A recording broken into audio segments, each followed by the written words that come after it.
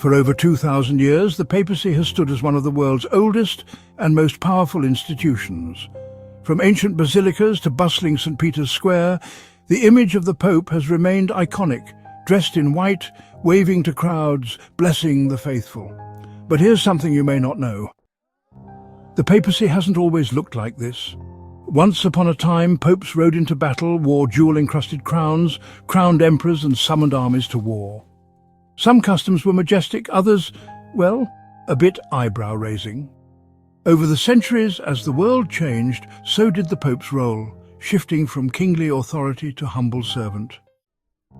In this video, we're diving into 10 fascinating things the Pope used to do, but doesn't anymore. From fashion statements to forgotten rituals, each one tells a story of how the Church has grown, adapted and focused more on its spiritual mission. So grab your coffee, settle in, and let's take a trip through history. Number 10. Wearing the falda and the mantum.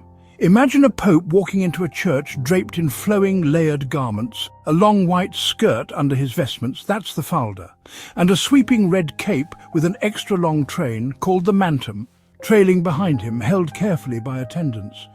Sounds pretty regal, right? Well, it was meant to be.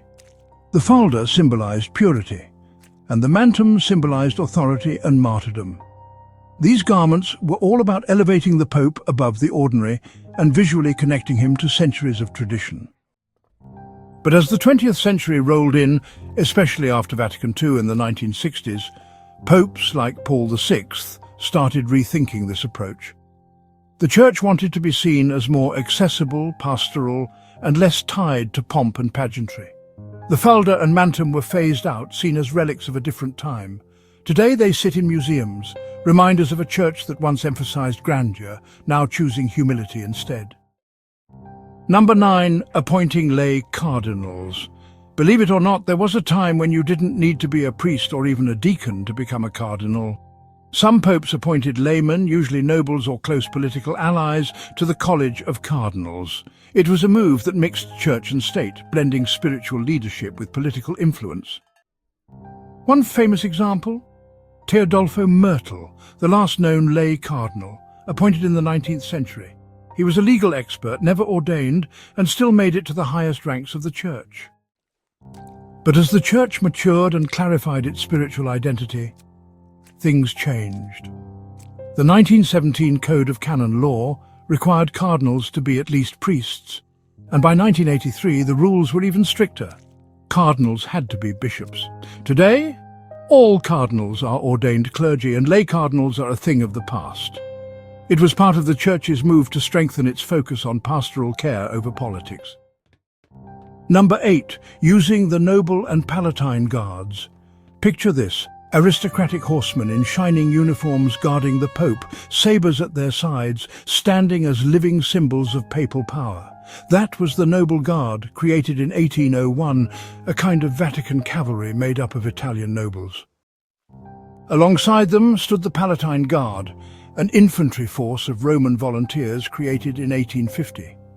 Both units served as ceremonial protectors of the Pope, especially after the unification of Italy and the fall of the Papal States. But by 1970, Pope Paul VI made a bold move. He disbanded both the noble and palatine guards, viewing them as outdated and too tied to aristocratic privilege. He wasn't saying the Pope didn't need protection, just that the message of Christ should be one of simplicity, not spectacle. Today, only the colourful and highly trained Swiss Guard remains as the Pope's official protector. The sabres and military ceremony? That's now history. Number 7. Riding the sedia gestatoria. Before the Popemobile, there was the sedia gestatoria, a kind of portable throne carried on the shoulders of 12 attendants. Yes, you heard that right. The Pope would be lifted above the crowd, waving as he was paraded through massive basilicas and squares. This wasn't just for show. In pre-microphone days, it really helped people see the Pope from far away, especially during packed events like Easter Mass. Pope John Paul I used it briefly in 1978, but, well, he didn't like it. His successor, John Paul II, discontinued it entirely. After surviving an assassination attempt in 1981, he introduced the Pope-mobile, offering safety and mobility while keeping the Pope closer to the people. The sedia gestatoria now lives in Vatican museums, replaced by something less royal, but much more practical. Number 6, residing in the Quirinal Palace. You probably know the Vatican as the Pope's home. But for centuries, popes lived in the Quirinal Palace, a massive hilltop residence in Rome built in 1583. Why? Because it had cooler breezes, important in the days before air conditioning. It was also more defensible and closer to Roman power centres. Popes hosted councils there, made key decisions and held court like royalty. But when Italy unified in 1870 and seized papal lands, the Quirinal Palace became state property, eventually serving as the home of Italy's president. Popes retreated to Vatican City, and in 1929 the Lateran Treaty made it their official sovereign territory. The shift from Grand Palace to smaller Vatican quarters symbolized something deeper. The Church no longer ruled earthly kingdoms. It now focused on spiritual leadership. Number 5, leading armies into battle. This one sounds unbelievable, but it's true. In the Middle Ages and Renaissance, popes didn't just preach peace, they often led armies. Pope Julius II, famously known as the warrior pope, even put on armour and led troops into battle during the War of the League of Cambrai. His goal? To reclaim church lands and assert papal authority. It wasn't just about politics, it was about survival. The papal states were real territories, surrounded by hostile neighbours and constantly under threat. But as the Church's role shifted from territorial power to spiritual guide, these military adventures came to an end. The modern Pope carries a staff, not a sword, and honestly, we're all better off for it. Number 4, wearing the papal tiara. Ah, the papal tiara.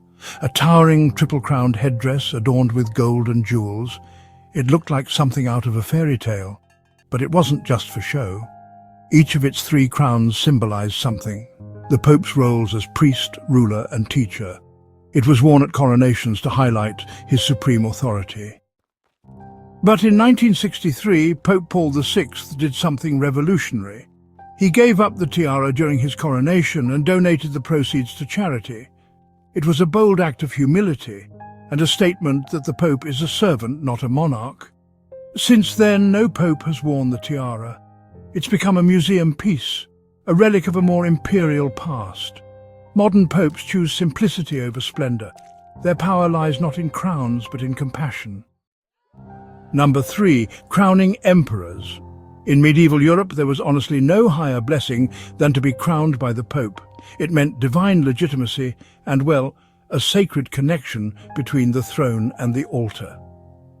This tradition actually began when Pope Leo III crowned Charlemagne in 800 AD, launching the Holy Roman Empire. For centuries afterward, popes crowned kings and emperors, wielding enormous political influence. But the last papal coronation of an emperor was Charles V in 1530. After that, the tides of revolution, secularism, and nationalism really rolled in. By the 19th century, popes no longer crowned monarchs. They dialogued with presidents.